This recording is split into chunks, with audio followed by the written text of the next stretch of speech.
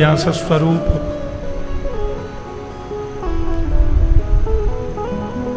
वैदिक आध्यात्मिक व्यास परंपरा की उत्ताल उर्मियों के रसमय संवाहक हम सभी के प्रेरणा स्रोत आदर्श महापुरुष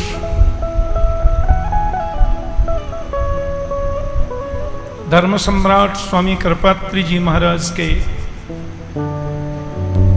साक्षात स्वरूप परम वंदनीय पूज्य महाराज श्री सहजता सरलता वैदुष्य प्रतिभा के धनी पूज्य महाराज श्री का 90वां प्राकट्य महोत्सव अवतरण महोत्सव हम सब लोग आनंदोल्लास में मना रहे हैं। ये हर्ष आनंद और अति उत्साह संवर्धक है।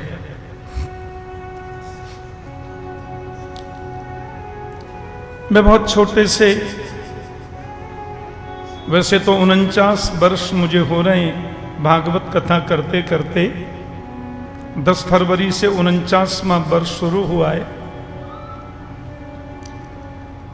संपूर्ण विश्व में तकरीबन 42-43 देशों में आप स्त्री और महापुरुषों के आशीर्वाद से प्रतिवर्ष जाना रहता है और हम लोगों को ऊर्जा आप श्री से प्राप्त होती है।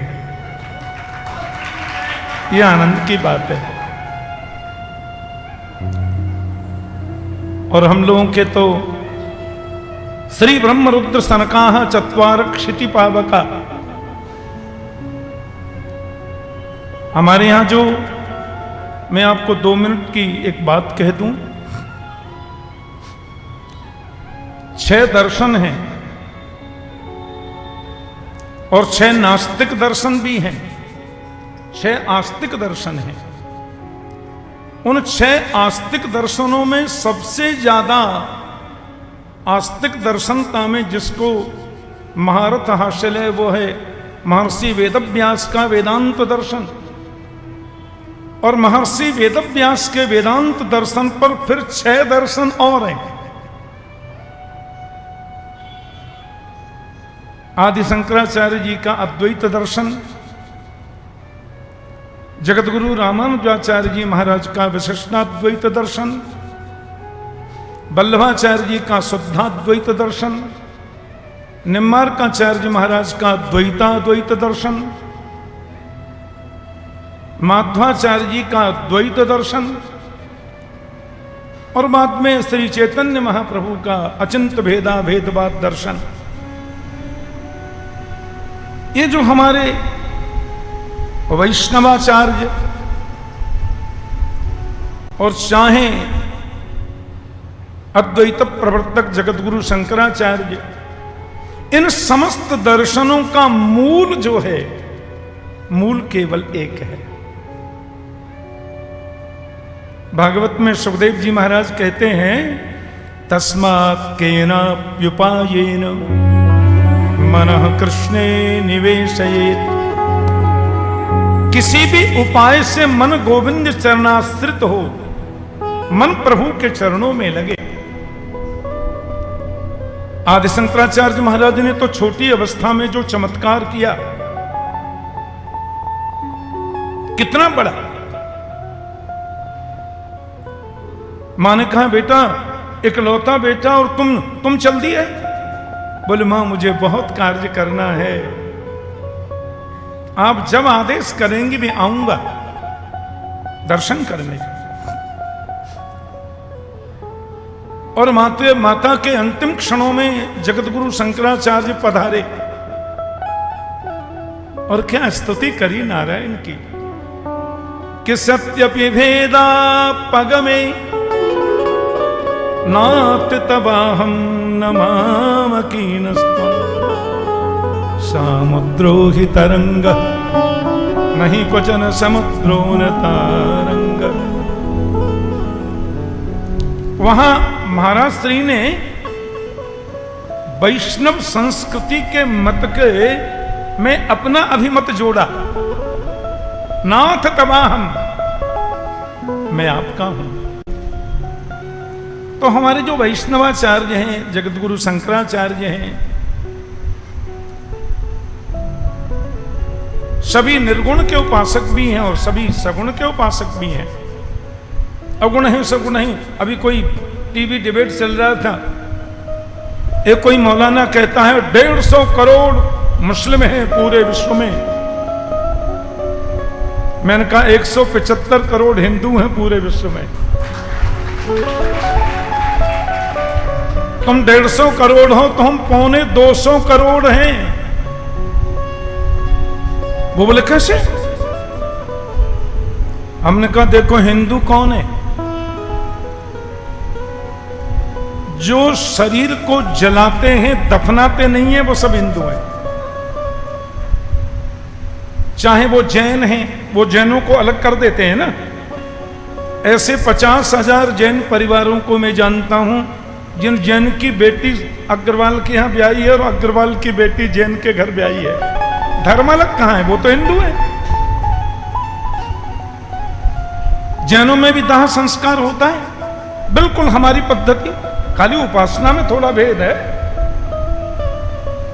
और यदि देखा जाए बौद्धों को तो वहां भी दफनाते नहीं है, जलाते हैं। दाह संस्कार होता है। मूर्ति पूजक हैं। जैनों में भी निर्गुण उपासक हैं, सगुण उपासक हैं, मूर्ति पूजक हैं और निर्गुण उपासक भी हैं। बौद्ध संस्कृति में भी मूर्ति पूजा होती है और वहां भी दाह संस्कार होता है। अब वो दिन लद गए, हस्तिनाताड्यमानोपि न गच्छेत् जैन मंदिरम। नहीं नहीं, सब एक हैं। मैंने कहा तीसरे आर्य समाजी, वो तो कट्टर महाराज दैनिक हवन करते हैं, वैदिक परंपरा में चलते हैं। चौथे हमारी सिख संस्कृति, सदगुरु नानक देव जी महाराज ने कितना अद्भुत, मैंने गुरु ग्रंथ साहब को अनेकों बार पूरा श्रवण किया। क्या कृष्ण लीलाओं की व्याख्या, 9000 बार से ज्यादा राम नाम की व्याख्या। ये सब हिंदू एक हैं और इस पद्धति में हम चले तो हम 250 करोड़ हैं। उनसे ज्यादा हुए नहीं हुए। उपासना में इतना बृहद स्वरूप है तो उपासना की पद्धति में थोड़ा थोड़ा अंतर है, क्या फर्क पड़ता है? लेकिन वैश्विक मंच पर हम सब एक हैं। और हमारे यहां जो वैष्णवी पद्धति है उसमें जैसे विशिष्टाद्वैत में शरणागति प्रधान है और इन सबका वेदोपनिषदाम सारा जाता भागवती कथा, वेदों का, उपनिषद का, श्रीमद् भगवत गीता भी तो उपनिषद ही है। गीता जी का शुद्ध नाम है गीतोपनिषद। तो गीता जी का भी सार, मैं तो कहता हूं गीता जी में जिन श्लोकों को सूत्र रूप में कहा उसको भागवत ने व्याख्यात्मक रूप में कहा। भागवत ने उसकी व्याख्या की। ध्यायतो विषयान् पुंसः संगस्ते सुपजायते संगात संजायते काम कामात् क्रोधोभिजायते।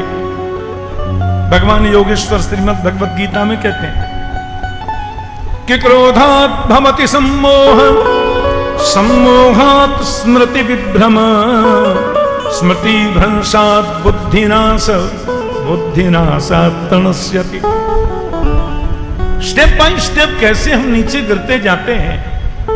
तो सूत्रात्मक पद्धति में भगवान ने गीता में जो उद्घोष किया, अरे बाप रे, भागवत में इसकी बृहद व्याख्या। भागवत के अनुसार इन प्रसंगों पर चले तो एक सत्ता कथा इन्हीं पे हो जाए। ऐसा अद्भुत ग्रंथ श्रीमद् भागवत, महर्षि वेदव्यास के वेदांत दर्शन का मुकुटमणि श्रीमद् भागवत। और भागवत के पूज्य श्री सचल विग्रह है, अद्भुत विग्रह है। मैं तो बहुत श्रवण करता हूं। अहं हरे तब पादैकमूल दासानुदासो भवितास्मि भूय मनस्मरे तासुपतिर्गुणास्ते गृणीत वा कर्म करोतु काय। भक्तवृत्त का उपदेश है श्रीमद् भागवत में।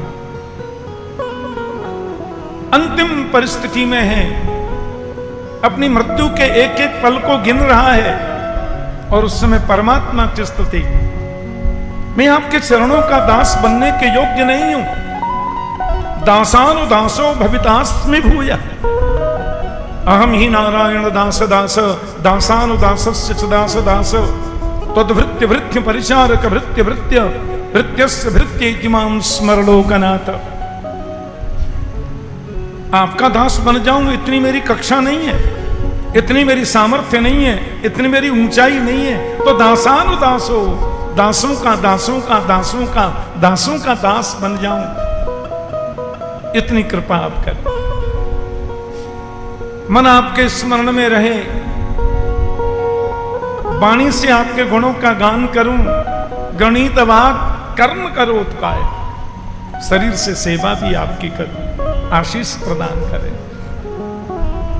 तड़फन मन में होनी चाहिए।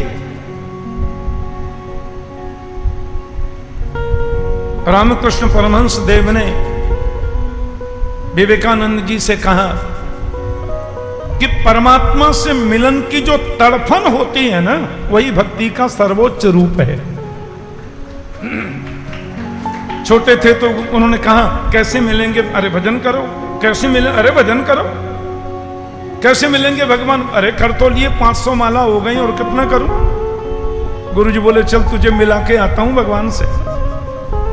और जैसे ही वो स्नान करने लगे गंगा जी में, चल नहा, तो सिर दबा दिया नीचे जोर से, और बालक तड़पने लगा। 25-30 सेकंड के बाद हाथ हटाया, बोले कैसा लगा।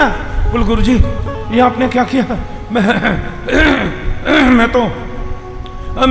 मैं तो मर ही जाता, मैं तो एकदम तड़पने लगा था। बोले ऐसी ही तड़पन जब गोविंद से मिलन की होती है तो गोविंद मिलता है। वृत्रासुर कहता है कि अजात पक्षा इव मातरम खगा स्तन्यम यथा वत्सतराक्षुदार्ता प्रियं प्रियेव व्यसुतं विषण्णा मनोरविंदाक्ष दिदृक्षते त्वाम। जब तक पक्षी के पंख नहीं निकलते उसको अजात पक्ष कहते हैं, अजात पक्ष। और पक्षी घोंसले में बैठा है, अम्मा जी गई है चुगा लेने के लिए वन में, अब आएंगी तो कुछ खाने को मिलेगी, आशा, मां से मिलन की आशा, चुगा पाने की आशा। बछड़े गौ माता वन में घास चरने गई हैं, चारा पाने गई हैं, तो बछड़े छाया को देखते हैं कि कल ये छाया जब यहां तक आ गई थी तो मां आ गई थी, दूध पिलाया था, आज क्यों नहीं आई। अपने खूंटे पर खड़ा खड़ा बछड़ा मां से मिलन की आकांक्षा में एक एक पल को निकालता है। और प्रियम प्रिय व विषतम विषण्णा, प्रियतम के परदेश जाने के बाद में प्रियतमा पत्नी एक एक पल। हम लोग बचपन में जब विद्यार्थी थे तो एक गीत बड़ा प्रसिद्ध हुआ था, हम लोग सुना करते थे विविध भारती में, मेरे प्रिया गए रंगून किया है वहां से टेलीफोन तुम्हारी, ये फिर क्या है, याद सताती है। एक एक पल वो प्रियतमा प्रियतम के वियोग में व्यतीत करती है। हे अरविंदाक्ष, ऐसे ही आपके दर्शन के अभाव में मैं भी तड़पता रहूं। कब मिलेंगे आप। और मैं आपसे कोई रिक्वेस्ट नहीं करता, कोई विशेष निवेदन नहीं करता, कोई प्रार्थना नहीं करता कि मुझे देव बनाओ और महात्मा बनाओ और बहुत बड़ा योगी बनाओ और मानवता की उच्च शिखर पर, नहीं नहीं नहीं नहीं। ममोत्तम श्लोक जने सुसख्यम संसार चक्रे भ्रमत स्वकर्म भी। अपने कर्म के अनुसार ना भुक्तम क्षीयते कर्म जन्म कोट सतैरपि अवश्यम एव भुक्तव्यम कृतम कर्म शुभाशुभम। अपने कर्म के अनुसार मैं जहां कहीं भी जाऊं, जिस किसी भी योनि में जाऊं, बस एक आशीर्वाद मुझे दे दो। उत्तम श्लोक जनेषु सख्यम। आपके जो प्रेमी हैं, आपके जो संत हैं, आपके जो आचार्य हैं, आपकी लीला कथाओं के गुणानुवाद को गाने में जो हमेशा व्यस्त और मस्त रहते हैं, उनके चरणों में मेरी प्रीति हो जाए, उनका सान्निध्य मुझे मिल जाए, और मेरी कोई अभिप्सा नहीं है। क्योंकि उनका सान्निध्य मिल गया तो तुम्हें अपना सान्निध्य देना पड़ेगा। और भगवान तो श्रीमद् भागवत जी में एक बड़ी घोषणा कर रहे हैं। योगेश्वर कृष्ण उद्धव से कह रहे हैं, बोलो उद्धव, तीर्थ में वास करना चाहिए। बहुत ध्यान से सुनना, तीर्थ में वास करना चाहिए, पर तीर्थ वास तुम्हें मुक्ति देगा ये कंफर्म नहीं है। भगवान कह रहे हैं देव प्रतिमाओं की पूजा करो, ये हमारी उपासना पद्धति है। उपसमीपे असनम उपासनम। लेकिन देव प्रतिमा की उपासना तुम्हें मुक्ति देगी, देना चाहिए, पर कब देगी ये कंफर्म नहीं है। गंगा स्नान करो, यमुना स्नान करो, बहुत अच्छी बात है, करना चाहिए, पर उससे कब मुक्ति मिलेगी? कहो तो एक पल में मिल जाए, और कहो तो 1000 जन्म भी बीत जाए।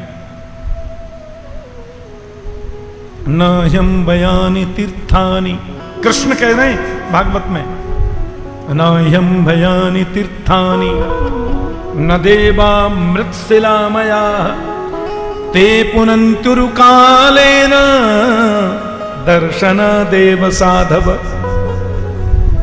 भगवान कह रहे हैं, लेकिन साधु का दर्शन, महात्मा का दर्शन, दर्शन मात्र से तुम्हें मुक्ति देगा। मैं नहीं कह रहा हूं, योगेश्वर कृष्ण कह रहे हैं उद्धव से। न ह्यम्यानि तीर्थानि न देवा मृत्शिलामया, वो पवित्र करेंगे पर उरुकाले न, कितना टाइम लगे कंफर्म नहीं है, पर दर्शनात् एव साधव। मुझसे अधिक संत कर लेखा ऐसे ही नहीं लिख दिया, ऐसे ही नहीं बोल रहे राम जी। पर साधु कौन, संत कौन? भगवान कपिल जी मोहर लगा रहे हैं श्रीमद् भागवत में। तितिक्षव कारुणिका, साधु कौन है, संत कौन है? तितिक्षव कारुणिका सुहृद सर्वदेहिनाम अजात सत्रम शांता साधव साधुभूषणा। क्या व्याख्या की है भगवान कपिल ने। संत कौन? बोले तितिक्षु, बड़े से बड़े कष्ट को हंस करके मुस्कुरा के सह जाए। कारुण्य का, प्राणी मात्र के प्रति करुणा दृष्टि, और सुहृद सर्वदेही राम, प्राणी मात्र के प्रति सौहार्द भाव।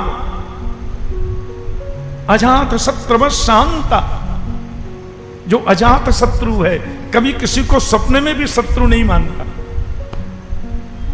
शांत है। आहा, ये साधु का भूषण है, ये संत के लक्षण है। और ऐसा लक्षण जिसमें दिखाई देता है, वो धोती कुर्ता भी पहनता है तो संत है, वो पाजामा कुर्ता भी पहनता है तो संत है, वो काला है तो भी संत है, गोरा है तो भी संत है, और मैं तो कहता हूं देसी है तो भी संत है, विदेशी है तो भी संत है। जिसमें ये लक्षण दिखाई दें, जिसमें ये साधुता के, संत के लक्षण परिलक्षित हों। अब परिधान से जो संत हैं वो तो वंदनीय है ही है, वो तो आदरणीय है ही है। जिसके परिधान को देखकर भी हमारा सिर झुकने लगे वो तो आदरणीय है, पर कदाचित परिधान से साधु नहीं हो पाया और वो दिल से साधु है, तो ऐसा साधु दर्शन मात्र से तुम्हें सुख प्रदान करेगा, दर्शन मात्र से गोविंद को मिला देगा। तो मोह से अधिक संत कर लेखा। ऐसे पूज्य महाराज श्री हम सबके आदर्श पुरुष, हमारे प्रेरणा स्रोत, और जिनकी उंगली को पकड़ करके इस भक्ति के पथ पर हम लोग आगे बढ़े और अपनी वाणी के माध्यम से सनातन वैदिक संस्कृति की कुछ सेवा कर पा रहे हैं, ऐसे हमारे परमादरणीय पूज्य महाराज श्री 90वां जिनका प्राकट्य महोत्सव चल रहा है। और देखो ज्योतिष में तो दीक्षित जी बैठे हैं, ज्योतिष के बड़े प्रकांड विद्वान हैं, और गृहस्थ जीवन की पद्धति में देखें तो महाराज श्री इनके नाना जी होते हैं, तो ये ज्योतिष के बड़े मनीषी हैं। तो मैं प्रातः जब ये पधारे थे हमारी कुटिया पे, तो दास ने कहा कि ज्योतिष में तो विंशोत्तरी दशा होती है, 120 तो कन्फर्म है, 120 तक तो आदमी को जीना ही चाहिए शारीरिक रूप में। तो हमारी तो इच्छा है जब 120 वर्ष पूरे हों और तब तक यदि हम रहे आए तो पूज्य महाराज श्री के चरणों में बैठकर फिर ऐसे कथा करेंगे। बोलो जय श्री कृष्ण। बहुत बहुत बधाई, बहुत बहुत प्रणति और साष्टांग दंडवत प्रणाम। आपका आशीर्वाद हम सब लोगों पे बना रहे, इसी कामना के संग प्रणाम निवेदन करते हुए वाणी को विराम। जय श्री कृष्ण।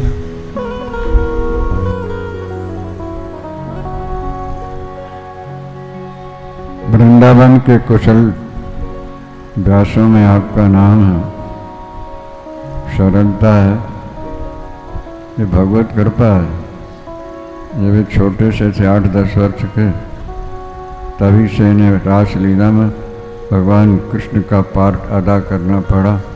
कृष्ण बनकर के पार्ट अदा करते करते कृष्ण को मिल गया, इसलिए इनका नाम ही ठाकुर जी पड़ गया है।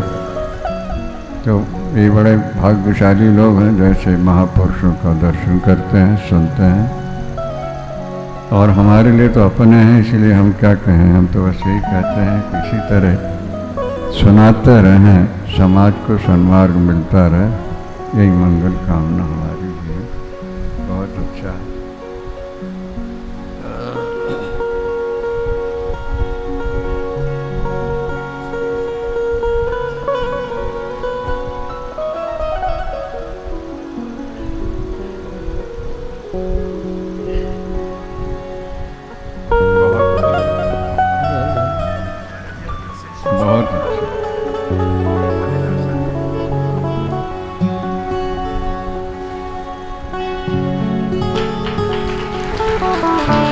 मोर पंख वाला मिल गया,